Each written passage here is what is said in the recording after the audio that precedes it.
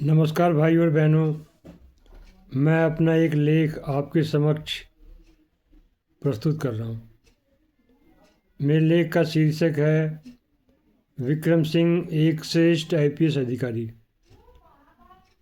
विक्रम सिंह जी एक बहुत ही श्रेष्ठ आईपीएस पुलिस अधिकारी थे। मैंने इनके जैसा समर्पित पुलिस अधिकारी आज तक नहीं देखा है। इनकी हिंदी तो बहुत ही अच्छी है, इसके अलावा इनकी इंग्लिश भी बहुत अच्छी है। ये बहुत ही ईमानदार पुलिस अधिकारी हैं। जब भी ये बोलते हैं तब भी एक नई तरह की जानकारी ये प्रस्तुत करते हैं। हमें इनके ऊपर नाज है। ये हर समस्या से सिर्फ लड़ते ही नहीं थे बल्कि उसका समाधान भी करते थे। इनके कार्य करने का ढंग बहुत ही श्रेष्ठतम था। आज भी ये बहुत अच्छा कार्य कर रहे हैं। जब ये रिटायर नहीं हुए थे तब भी ये बहुत ही श्रेष्ठतम कार्य करते थे। इन्होंने पुलिस की व्यवस्था के सुधार पर बहुत ही जोर दिया था और आज भी जोर दे रहे हैं। पुलिस व्यवस्था को सुचारू बनाने के लिए इन्होंने बहुत से सुझाव दिए हैं। हमारी वर्तमान पुलिस व्यवस्था बहुत ही दोषपूर्ण है। वर्तमान पुलिस के बहुत से अधिकारी और सिपाही परम भ्रष्ट हैं। इन्हें भ्रष्ट बनाते हैं परम भ्रष्ट राजनीतिज्ञ, जिनकी नस नस में परम भ्रष्टाचार और परम अपराधीकरण भरा होता है। 2014 से पहले जिले से लेकर केंद्र तक की समस्त व्यवस्था परम भ्रष्टाचार और परम अपराधीकरण में डूबी हुई थी। आज भी हमारी व्यवस्था बहुत ही दोषपूर्ण है। आज भी हमारी समस्त व्यवस्थाएं बहुत अधिक भ्रष्टाचार और अपराध से भरी हुई हैं। हमारा वर्तमान संविधान बहुत ही दोषपूर्ण है।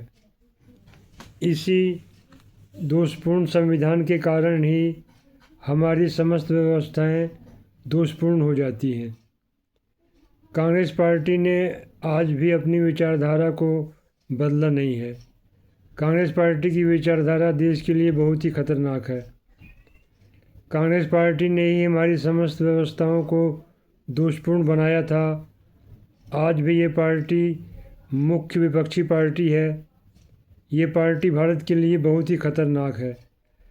इसी तरह से इनकी ही तरह से बहुत सी छद्म धर्मनिरपेक्ष क्षेत्रीय पार्टियां हैं। ये पार्टियां भी बहुत खतरनाक हैं। जस्टिस विद इन ईयर का कानून 1960 में ही बन जाना चाहिए था, पर यह कानून आज तक नहीं बना है। इसी तरह से जिसे 2 साल की सज़ा हो जाए उसे कोई भी पार्टी अपना उम्मीदवार न बना पाए, ये कानून भी 1960 में ही बन जाना चाहिए था, पर आज तक ये कानून नहीं बना है। हमारी न्याय व्यवस्था सड़ गई है, इसीलिए हमारा देश एक विकसित देश नहीं बन पाया था और आज भी एक विकसित देश नहीं है। सरकारी स्कूलों की हालत बहुत ही ख़राब थी। आज भी सरकारी स्कूलों की व्यवस्था बहुत ही दोषपूर्ण है। मैं भी सरकारी स्कूल में पढ़ा था। मेरे अध्यापक कक्षाओं में बिल्कुल भी नहीं पढ़ाते थे। अध्यापक सिर्फ अपना वेतन लेने में ही रुचि रखते थे। ना तो अध्यापक कक्षा में ढंग से पढ़ाते थे और ना ही होमवर्क देते थे और ना ही होमवर्क चेक करते थे।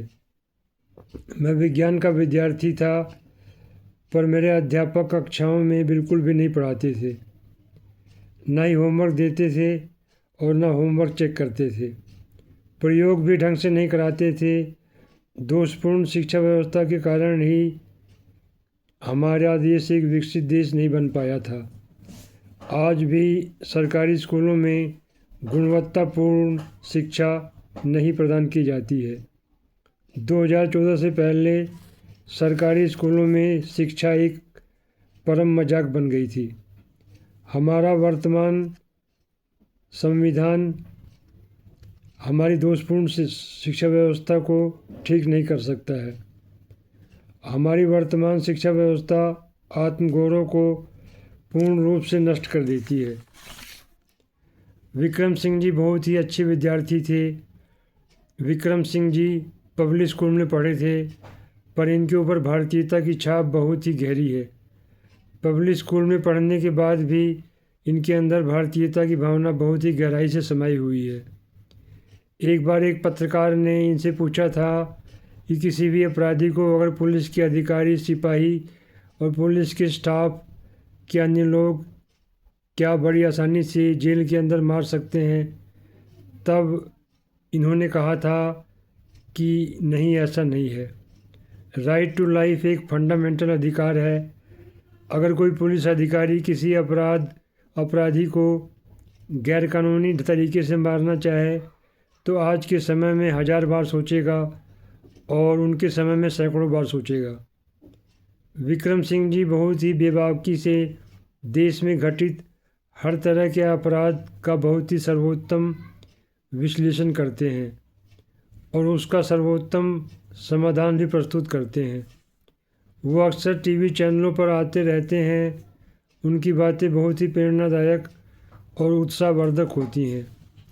उनके जैसे ऑफिसर हमारे देश में कोई भी नहीं है। जब वो ड्यूटी करते थे तो बहुत ही निष्ठा से अपनी ड्यूटी करते थे। उनका नाम सुनते ही अपराधी डर के मारे कांपने लगते थे।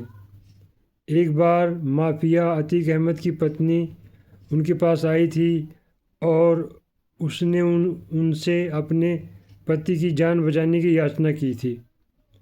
उस समय माफिया अतीक अहमद उत्तर प्रदेश की राजनीति में छाया हुआ था। अतीक अहमद पुलिस के डर से इधर उधर छिप रहा था। तब विक्रम सिंह जी ने अतीक अहमद की पत्नी से कहा कि मैं कुछ ही दिनों में रिटायर हो जाऊंगा। अपने पति से कहो कि वह पुलिस के समक्ष आत्मसमर्पण कर दे तो उसकी जान बच जाएगी। पर अतीक अहमद ने आत्मसमर्पण नहीं किया। कुछ समय बाद अतीक अहमद की हत्या कर दी जाती है। उसकी हत्या का रहस्य आज भी एक रहस्य बना हुआ है। अतीक अहमद की जिन लड़कों ने हत्या की थी उनकी उम्र बहुत कम थी और उनके पास एक विदेशी हथियार कैसे आया यह भी एक रहस्य है। विक्रम सिंह जी ने रिटायरमेंट के बाद भी अपनी प्रगतिशीलता में कोई कमी नहीं आने दी है। हमें विक्रम सिंह जैसे ही लोगों की ज़रूरत है। ऐसे ही लोग भारत को एक विकसित देश बनाएंगे। मेरे वीडियो को देखने के लिए आपका बहुत बहुत धन्यवाद। अगर आपको मेरा ये वीडियो पसंद आया हो कृपया मेरे चैनल को सब्सक्राइब कर लें, लाइक भी कर दें, शेयर भी कर दें। वंदे मातरम। भारत माता की जय। नमस्कार। भारत अमर रहे, भारत के लोग अमर रहें, भारत विकास करता रहे।